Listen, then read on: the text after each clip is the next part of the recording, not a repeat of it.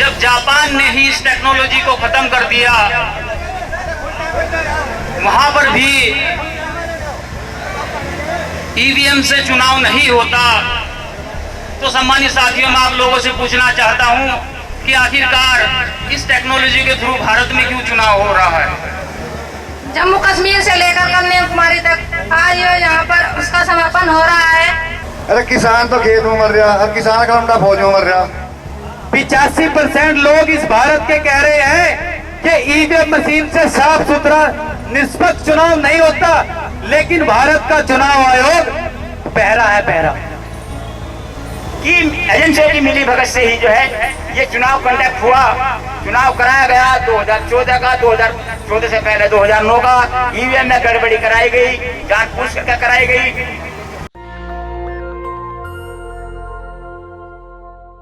जो आरक्षण की व्यवस्था है वो सरकारी विभागों में, सरकारी कंपनियों में है, और सारा का सारा सरकारी विभाग, सरकारी कंपनियां वो प्राइवेट कर दिए गए हैं। और प्राइवेट कर दिए गए यानी कि प्राइवेट में जो आरक्षण रिजर्वेशन है ही नहीं, तो यानी कि वहाँ रिजर्वेशन नहीं है, तो हमारा तो नुकसान हो गया ना। तो भारत के जो लोग हैं, मूल निवासी लोग हैं, उनको हर तरीके से ये वापस से मनुस्मृति के आधार पर शोषित करने का, उत्पीड़ित करने का, नाश करने का, नेस्तनाबूद करने का काम कर रहे हैं। बहुजन क्रांति मोर्चा के आह्वान पर और माननीय वामन मेश्राम जी के नेतृत्व में जंतर मंतर पर इस धरने का शुभारंभ किया गया। चूंकि यहाँ बात ईवीएम की हो रही है और ईवीएम जापान की जो टेक्नोलॉजी है, जब जापान ने ही इस टेक्नोलॉजी को खत्म कर दिया, वहां पर भी ईवीएम से चुनाव नहीं होता, तो सम्मानित साथियों, मैं आप लोगों से पूछना चाहता हूं कि आखिरकार इस टेक्नोलॉजी के थ्रू भारत में क्यों चुनाव हो रहा है।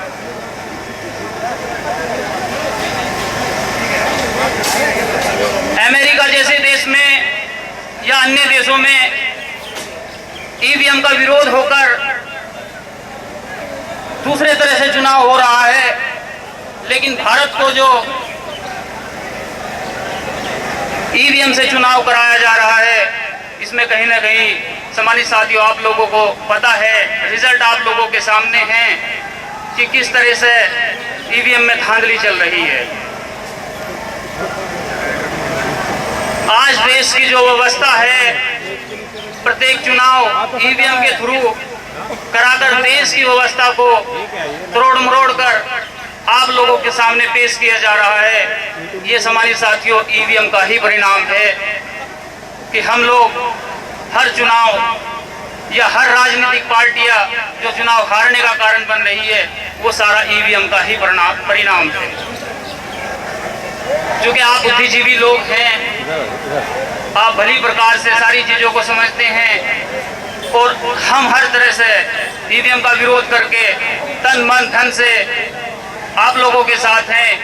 आज हम जो यहाँ पर इकट्ठा हुए हैं ईवीएम भंडाफोड़ के लिए, ये हमारी परिवर्तन यात्रा कन्याकुमारी से लेकर जम्मू कश्मीर से लेकर कन्याकुमारी तक आज यहाँ पर उसका समापन हो रहा है। इसके लिए हम यहाँ पर इकट्ठा हुए हैं। हम सभी लोग यहाँ पर उसका साथ सहयोग कर रहे हैं।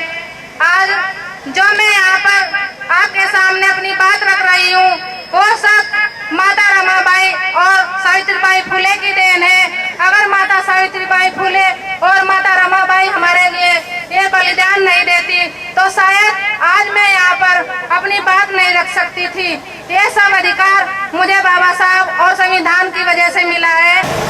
हम लगभग 70% किसान हमारे देश में हैं, और आज सड़कों पर पड़े हुए, धरती में पड़े, कुछ कर नहीं सकते। क्यों? उनके अधिकार सब छीन लिए। उनके हाथ में कुछ नहीं है, रोका देने के सिवाय कुछ नहीं, कुछ मिलता नहीं। संगठन ये हो रहे नहीं, एक तरफा संगठन होते नहीं, और कोई सड़क पर पड़ा, कोई कहीं पड़ा। तो मेरा आप सभी लोगों से अनुरोध है, जो किसान भाई है, ये हमारे राष्ट्रीय अध्यक्ष वाम सेव के वामन मेश्राम जी, जो इन्हें राष्ट्रीय किसान मोर्चा का संगठन चला रखा, इसका साथ सहयोग करो। सड़क पर ना लेटो, सड़क पर लेटने से कुछ नहीं होता किसानों का। अरे किसान तो खेत में मर रहा, और किसान का लमड़ा फौज में मर रहा, तो इसका भी कुछ निष्कर्ष निकाल लिया आपने। रुका देना, झंडा उठाना, कम से कम एक मंच पा जो भारत मुक्ति मोर्चा के मंच पे सभी किसान भाइयों को मैं ये आग्रह करना चाहता हूँ कि पूरे देश के किसान सभी त्रस्त है, सभी परेशान हैं, चाहे कहीं छोटा है चाहे बड़ा है, क्योंकि किसान की समस्या किसान ही जाने, सरकार नहीं जानी। सरकार तो जो है बस उन्हें यूज करे और चल मेरे भाई। 5 साल के बाद एक बार वोट देने का जिक्र हुआ, मतदाता बन जा, अन्य हर 6 महीने के बाद अन्नदाता रहे किसान। और मत का मतलब बुद्धि, 5 साल में एक बार बुद्धि दान करी और बस छुट्टी, 5 साल के लिए बुद्धि दान कर गए, बस हाथ में डंडा और पेटू का लंगोटा पड़ा, खेत में रोटी भी नहीं मिली, भूखा मर रहा। जब से ये ईवीएम की मशीन आई है, इस मशीन में ना तो फ्री फेयर और ना ही ट्रांसपेरेंट चुनाव होता है। विस्तार से माननीय मेश्राम साहब आपको बताएंगे कि किस तरह इस मशीन के द्वारा हमारी वोटों पर डाका डाला जा रहा है, हमारी वोटों की चोरी हो रही है और हम लोगों को पता भी नहीं चलता। साथियों, जिस तरह बैलेट पेपर के माध्यम से जब हम वोट डालते हैं, वोट लगाते हैं, तो मशीन जो वोटर जो वो मोहर है वो उस निशान पर लगाने का हमें दिखाई देता है। और पुनः गिनती कराने के माध्यम में या कोर्ट में पिटीशन डालने के मामले में जब दोबारा से गिनती होने का मामला आता है, तो जो बंडल बना के रखे जाते हैं, उन बंडलों में अगर कोई गड़बड़ कर दी जाती थी तो उन बंडलों को खोलकर प्रत्याशी के हिसाब से, चुनाव चिन्ह के हिसाब से उनकी सबकी जांच की जाती थी और मामला साफ हो जाता था और सच्चाई का पता लग जाता था। तो साथियों, जब साहब काशीराम जी ने भारत में बहुजन मूल निवासी लोगों को साथ लेकर आंदोलन चला रहे थे, यह आंदोलन चलाया, तो उन्होंने कहा कि हम लोग 85% लोग वोट हमारे ज्यादा हैं, तो उन्होंने नारा दिया था, वोट हमारा राज तुम्हारा, नहीं चलेगा, नहीं चलेगा। तो ये जो मनुवादी सरकारें हैं, ये जो ब्राह्मणवादी लोग हैं, इन्होंने सोचा कि अब तो ये SC, ST, OBC और कन्वर्टेड माइनॉरिटी के लोग जागरूक होते जा रहे हैं, संसद और विधानसभाओं में भी प्रतिनिधि के माध्यम से आ रहे हैं और अपनी बात को बुलंद कर रहे हैं, अपने हक अधिकारों के प्रति जागरूक हो रहे हैं और संविधान में जो हमें हक मिले हुए हैं उसके लिए संघर्ष भी कर रहे हैं। तो साथियों, इन धोखेबाज लोगों ने, इन मनुवादी लोगों ने जो सदा से ये बहुजन समाज के साथ, मूल निवासी समाज के साथ हजारों साल से धोखेबाजी करते चले आ रहे हैं और धोखेबाजी करते हुए आप श्रेष्ठ बन गए। हम लोगों को निष्कर्ष बनाकर, नीच बनाकर, हमको पानी पीने के अधिकार से, खाना खाने के अधिकार से, धन संपत्ति रखने के अधिकार से और सत्ता में रहने के अधिकार से वंचित कर रखा था। आप सबको मालूम है 2500 साल पहले शूद्र वर्ण को इकट्ठा करके तथागत गौतम बुद्ध ने क्रांति की और इस क्रांति के माध्यम से मौर्य साम्राज्य रहा इस देश में 250-300 साल। और ये भी आप जानते हैं चक्रवर्ती सम्राट अशोक, जिन्होंने पूरे एशिया में बौद्ध धर्म की पताका फहराई। बौद्ध धर्म का इस देश में नाम था और उसी वक्त में इस भारत देश को, जिसको अंग्रेजी में और यूनियन ऑफ इंडिया में, UNO में रिपब्लिकन इंडिया, भारतीय गणतंत्र के नाम से जाना जाता है। आज से 2500 साल पहले भी इस देश में 16 गणतंत्र हुआ करते थे। हम लोग गणतंत्र के निवासी हैं, गणतंत्र के वाहक हैं। हमारे जो शाक्य वंश के लोग, कोलिय वंश के लोग जो 16 गणतंत्र हुआ करते थे, हमारे देश में पहले से ही जनतंत्र, प्रजातंत्र और गणतंत्र का चलन है। तो साथियों, ये जो प्रजातंत्र हमारे बीच में, लोकतंत्र हमारे बीच में बाबा साहब डॉक्टर भीमराव अम्बेडकर ने बनाया, ज्योतिराव फुले, संत कबीर, रविदास और गौतम बुद्ध की विचारधारा को उसमें डाला, फंडामेंटल राइट्स के हिसाब से पंचशील के जितने भी सिद्धांत हैं उनको जुर्म करार दिया। तो इन लोगों को हमारे आरक्षण के माध्यम से, संविधान के माध्यम से जो SC ST OBC के लोग, जो शोषित पीड़ित उत्पीड़ित लोग, जो तरक्की की उन्होंने IAS IPS अधिकारी बने, IAS अधिकारी बने, मंत्री बने, जिला पंचायत सदस्य बने, चेयरमैन बने, तो इन लोगों को, जो हम लोगों को कार कोठी बंगला मिले, हम लोगों ने बढ़िया कपड़े पहनने शुरू किए, बढ़िया खाना शुरू किया, तो इन लोगों को ये बात हजम नहीं हुई और इन लोगों ने सोचा कि ये लोग तो अब हमारी बात नहीं मानते, हमारे कहने के अनुसार नहीं चलते, हमारा जो पाखंडी धर्म है उसको नहीं मानते और ये हमारे देवी देवताओं को नहीं मानते, ये लोग हमारे विरोध में खड़े हो गए हैं, तर्क शक्ति के आधार पर हमारा मुकाबला करते हैं और शासन सत्ता में, प्रशासन में भी भागीदार हो रहे हैं। इसलिए इन्होंने ये EVM मशीन का चक्रव्यूह सामने रखा। जब सभी को मालूम है कि चुनाव में पता लगना चाहिए कि वोट किसको दिया जा रहा है, इस EVM के माध्यम से ये पता नहीं लग पाता था कि वोट किसको दिया गया है। तो ये चुनाव कहाँ हुआ? लोकतंत्र की हत्या की जा चुकी है, संविधान को खत्म किया जा चुका है। अब आप लोगों ने देखना है, आप लोगों ने विजिलेंट होना है, सतर्क होना है, आप लोगों ने संघर्षशील होना है, इस लोकतंत्र को और संविधान को पुनः जीवित करना है और पुनः इसको लागू करवाना है। आप सभी को मालूम है अभी तक 15% लोकतंत्र और संविधान लागू नहीं हुआ है।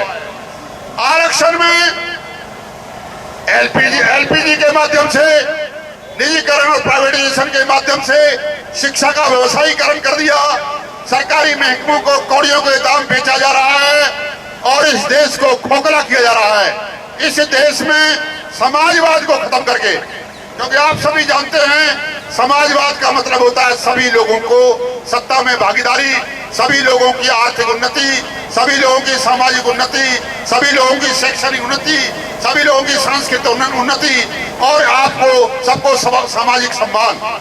तो इन लोगों को ये बात हजम नहीं हो रही है, तो इन्होंने लोकतंत्र को समाप्त कर दिया है। इसलिए आप लोग जागरूक हो जाइए।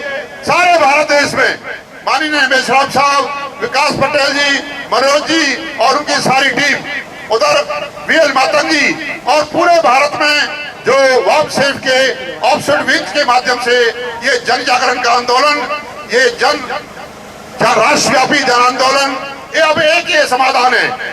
इन मनवादी सरकारों को, इन धोखेबाज लोगों की सरकारों को सिर्फ एक ही रास्ता है, जन आंदोलन के माध्यम से इनकी सरकारों को उखाड़ फेंकना है। तो साथियों, आप लोगों ने जन आंदोलन तैयार करना है। अपने गांव, गली, चौपाल, मोहल्ले में ज्यादा से ज्यादा लोगों को बताना है कि किस तरह से हमारे साथ धोखेबाजी हो रही है, EVM के माध्यम से हमारे वोटों की चोरी हो रही है, डाका डाला जा रहा है। तो साथियों, हम लोग हरियाणा राज्य स्लम एरिया विकास मोर्चा के नाम से जो कच्ची एवं मलिन बस्तियां हैं, शहरों में स्लम एरिया घोषित नहीं किया हुआ है। इतनी धोखेबाजी हो रही है कि स्लम एरिया के लिए स्पेशल पैसा केंद्र सरकार से आता है, वो नहीं घोषित कर रखा। सारे पैसे को जो पॉश कॉलोनियां उनमें बांटकर सड़कों पर सड़कें बनाई जा रही हैं, उनके लिए कम्युनिटी सेंटर बनाए जा रहे हैं। हमारे कच्ची बस्तियों में स्कूल नहीं है, अस्पताल नहीं है और सिर्फ सीवर का काम नहीं, वाटर सप्लाई नहीं, बिजली नहीं, जो जन सुविधा है वो भी उपलब्ध नहीं कराई जा रही है। तो साथियों, हम लोगों को ये जानवर की तरह जिंदगी जीने पर मजबूर कर रहे हैं।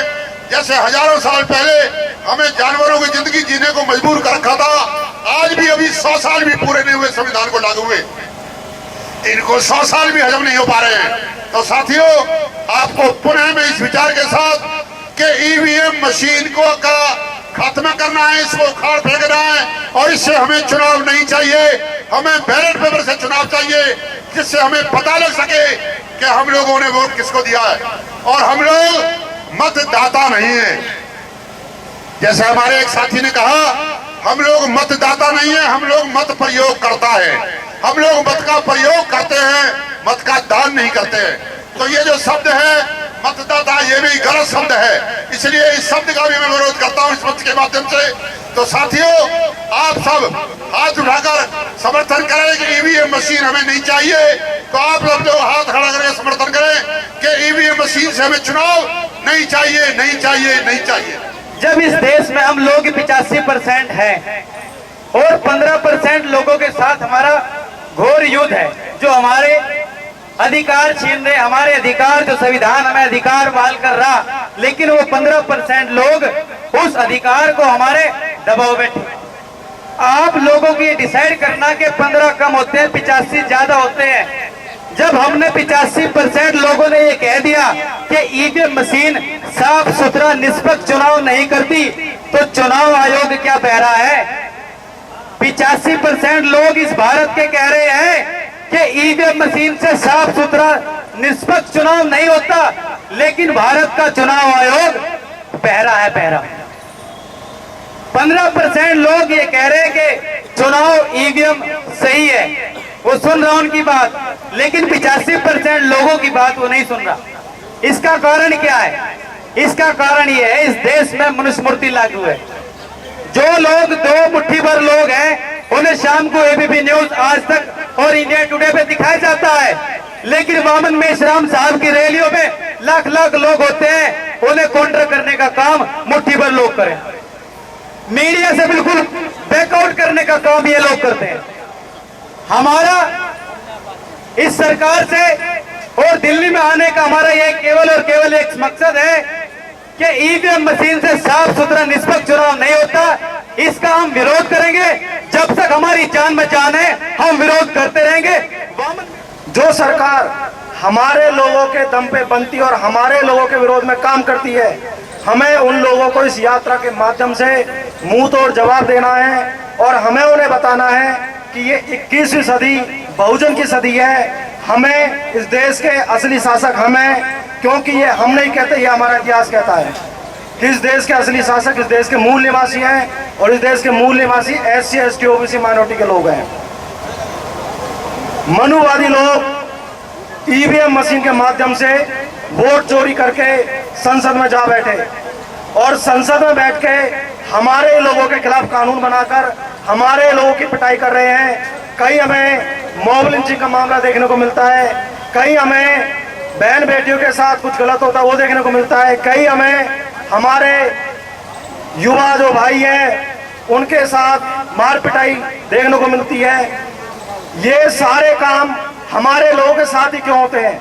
क्योंकि ये सरकार इस देश में दोबारा से वही व्यवस्था लानी चाहती है जो पहले थी, लेकिन हमें वो व्यवस्था मंजूर नहीं है। हमें संविधान को बचाने के लिए और बैलेट पेपर को लाने के लिए ये लड़ाई लड़नी है। और अभी तो ये यात्रा हरियाणा में खत्म हुई है, दिल्ली में पहुंची है, अभी से ही सरकार के घोड़े ढीले हो गए हैं और अभी से कुछ लोगों ने बोलना भी शुरू कर दिया है कि हाँ ईवीएम में गड़बड़ थी। तो जैसे जैसे यात्रा बढ़ती रहेगी, ऐसे ऐसे इन लोगों के झूठ का ईवीएम के द्वारा जो इन्होंने चोरी की है उसका आगे चल के ओपन जो मामला है, जो गड़बड़ इन्होंने की है, घोटाला है, वो भी सामने आता रहेगा। तो हमें एकजुट होकर सामने रोड पे आना होगा और रोड पे आके लड़ाई लड़नी होगी, तभी हम इस देश में अपनी व्यवस्था बना सकते हैं। ये ईवीएम के समर्थन में जो 3 एजेंसियां काम कर रही हैं, वो 3 एजेंसियां सुपर एजेंसी सर्वोच्च न्यायालय, दूसरी एजेंसी चुनाव आयोग, तीसरी एजेंसी भारत सरकार। इन तीनों की एजेंसियों की मिली भगत से ही जो है ये चुनाव कंडक्ट हुआ, चुनाव कराया गया। 2014 का, 2014 से पहले 2009 का ईवीएम में गड़बड़ी कराई गई, जानबूझ करके कराई गई। तीनों के अलग अलग नहीं, एक ही विचार हैं कि यहाँ पे मूल निवासियों को किस तरीके से जो है दबाया जाए, किस तरीके से इनकी वोटों पे डाका डाला जाए। तो सम्मानित साथियों, मेरा ये कहना है कि अब इनकी गुंडागर्दी, इनकी मूठमर्दी, तानाशाही नहीं चलने देने के। माननीय वामन मेश्राम साहब के नेतृत्व में हमें आंदोलन को आगे बढ़ाना है तो साथियों समय भी कम है। अब्राहम लिंकन की परिभाषा जो डॉक्टर B.R. अम्बेडकर साहब ने दी थी उसको दोहराना चाहूंगा। माननीय मोहम्मद मेश्राम साहब के नेतृत्व में हम लोगों को काम करना है, क्योंकि मोहम्मद मेश्राम साहब ही हमारे एक रहबर रहनुमा जो है अगुवाई कर रहे हैं मूल निवासी समाज की। तो साथियों इन ब्राह्मणवादियों से कहना चाहूंगा, इस चुनाव आयोग से और सुप्रीम कोर्ट के न्यायाधीश महोदय से भी कहना चाहूंगा, भारत सरकार से भी कहना चाहूंगा कि you can fool some people all of the time, you can fool some people all of the time, you can fool all of the people some of the time, but you cannot fool all of the people all of the time। बहुत हो चुका तुम्हारी गुंडागर्दी, बहुत हो चुकी तुम्हारी मुठभेड़, तानाशाही नहीं चलने देने के, किसी कीमत पर नहीं चलने देने के। हम मरने के लिए तैयार हैं, हम मारने के लिए भी तैयार हैं, नहीं छोड़ेंगे जो है। सीधे सीधे बैलेट पेपर पे आना होगा, नहीं तो क्या होगा हमें नहीं पता। माननीय मेश्राम साहब जो दिशा निर्देश देंगे फिर उसके अनुसार काम होगा जो है।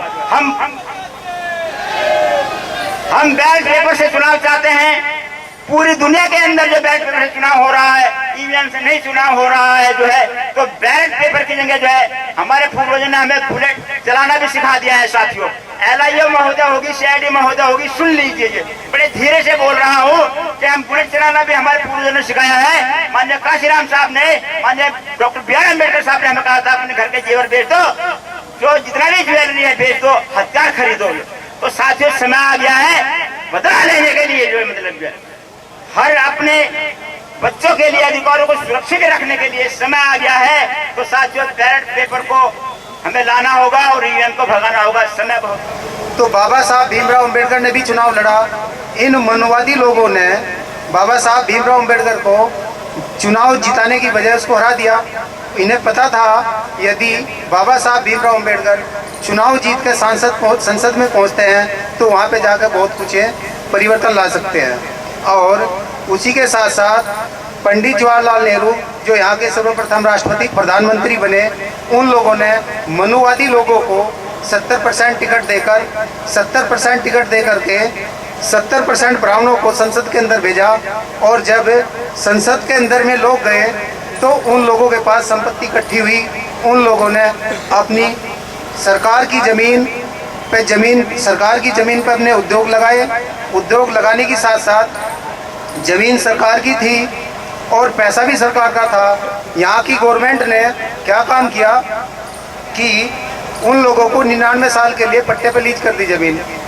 99 साल किसने देखा है? हमने तो 5 साल भी देखे, एक कदम भी देखा। तो जब उन लोगों ने 99 साल के लिए लीज पे दे दी ज़मीन, तो वह फैक्ट्री भी उन लोगों की होगी, वह ज़मीन भी उन लोगों की होगी और वे उसके मालिकाना हक लेकर अलग होंगे।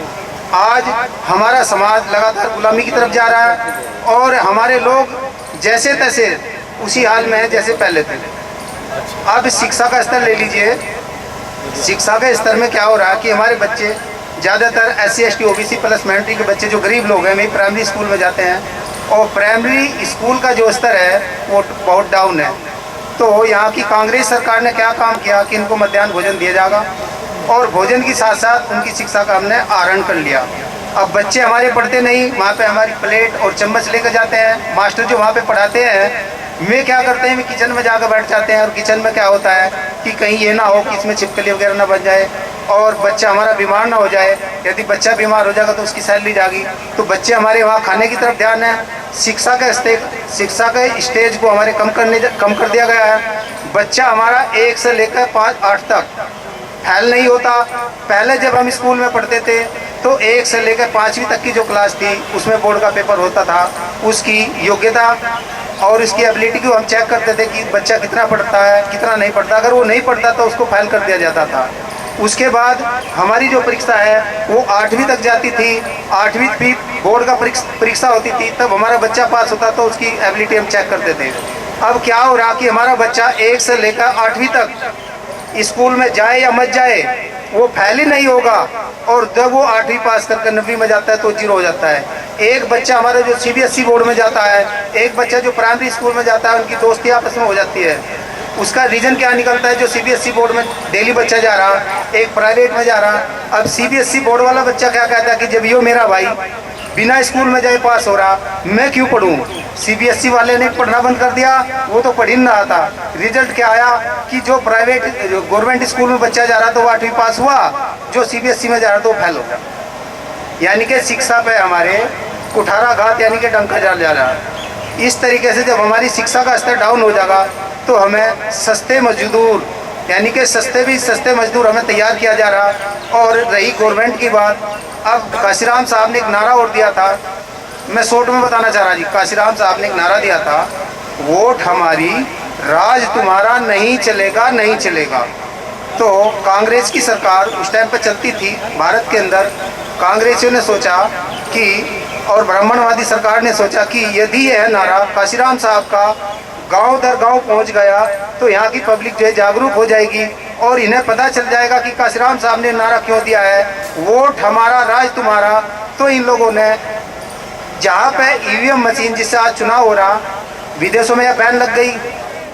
कश्मीर से लेकर कन्याकुमारी तक जो भांडा व्यवस्था परिवर्तन जो निकाल रहे हैं, वो आज 26 जुलाई 2019 को कश्मीर से लेकर हरियाणा तक आज समाप्त होने जा रही है। और यहाँ दिल्ली में जंतर मंतर पर जो ये कार्यक्रम रखा गया है, तो साथियों में बहुजन मुक्ति पार्टी का प्रदेश सचिव होने के नाते से बहुजन क्रांति मोर्चा जिन मुद्दों पर कार्य कर रही है और बहुजन समाज के बहुजन लोगों को उनके अधिकार बचाने के लिए और जनता को जागरूक करने के लिए कार्य कर रही है। तो साथियों, बहुजन मुक्ति पार्टी की ओर से मैं बहुजन क्रांति मोर्चा का साथ सहयोग करना चाहता हूं और सभी से अपील करना चाहता हूं कि बहुजन क्रांति मोर्चा का जो विचार मुद्दे हैं, गांव में जाकर गली मोहल्ले में और अपने शहर में जाकर सब लोगों को उनसे अवगत कराए। इन्हीं शब्दों के साथ मैं अपनी बात को खत्म करना चाहता हूँ। जय भीम। नेशनल दस्तक की आपसे गुजारिश है कि अगर इसको बचाना चाहते हैं तो नेशनल दस्तक को सब्सक्राइब करने के लिए रेड कलर के सब्सक्राइब बटन को दबाएं, फिर बेल आइकन की घंटी दबाएं। नेशनल दस्तक को बचाने के लिए बहुत जरूरी है कि हर खबर को शेयर करें, लाइक करें, कमेंट जरूर करें।